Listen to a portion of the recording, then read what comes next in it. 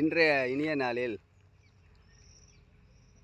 ரகசியங்கள் நிறைந்த நாம் வாழும் மிஸ்ர பிரபஞ்சம் இது பற்றிய தலைப்பில் என் வாழ்க்கையில் நடந்த முக்கியமான அருளாசி சம்பந்தப்பட்ட வழிகாட்டுதலை பற்றியும் அவ்வப்போது தெரிவிக்கிறேன். என்னுடைய ஆரா என்ற பரவும் ஒளி என்ற பொருளில் வரக்கூடிய அமைப்பானது நம்மளுடைய உண்மையான சொரூபம் இந்த மிஸ்ர பிரபஞ்சத்தில் எப்படி மாயா சக்தி என்று சொல்லக்கூடிய நிலையிலிருந்து ஞான சக்திக்கு நாம் உயரலாம் என்பதை ஒரு வழிகாட்டியாக அந்த அமைப்பு செயல்படும். மிஸ்ர பிரபஞ்சம், மிஸ்ர என்பது இரண்டு என்று பொருள், சமஸ்கிருத சொல்.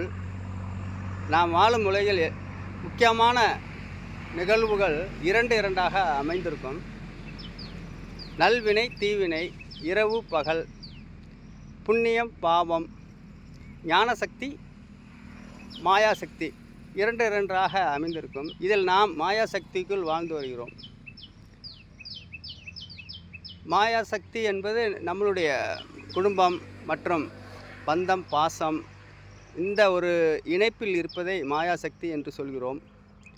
இதில் இருந்தவாறே ஒரு உதாரணத்திற்கு, ஒன்று தெரிந்தால் மற்றொன்று தெரியாது, ஒன்றை இழந்துதான் பிரிதொன்றை நாம் பெற முடியும். இந்த அமைப்பின்படி உலகம் படைக்கப்பட்டிருந்தாலும் உலகத்தில் ஒரு சில பேர் இதற்கு விதிவிலக்காக அமைந்திருப்பார்கள். மூதறிஞர் ராஜகோபாலாச்சாரியார், அருணகிரிநாத சுவாமிகள்,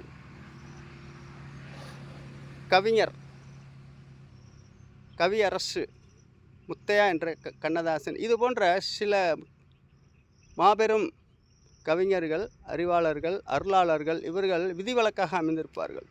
இதில் முன்பிறவி பற்றிய அவர்களுடைய வாழ்க்கையில் முன்பிறவி பலன்கள் இருந்ததால் அவர்கள் இயற்கைக்கு புறம்பாக ஞானத்தோடு வாழ்ந்திருப்பார்கள். கடவுள் பொதுவாக நம்மளுடைய நன்மை தீமைகளில் தலையிடுவதில்லை.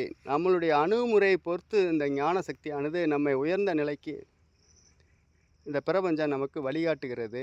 இதை நன்றாக புரிந்து கொண்டால் ஞான சக்தியின் முழுமையை அறியலாம். அடுத்தடுத்து தொடர்ந்து முக்கியமான தகவல்களை பார்ப்போம். ஆக மதம், இனம், மொழி இவைகளுக்கு அப்பாற்பட்ட ஒரு ஒற்றுமையான சிந்தனையோடு பிரார்த்தனை வைத்தால் முழுமையான ஆன்மீக அறிவோடு ஞான சக்தியை பற்றிய உண்மையான ஆனந்தத்தை பெறலாம்.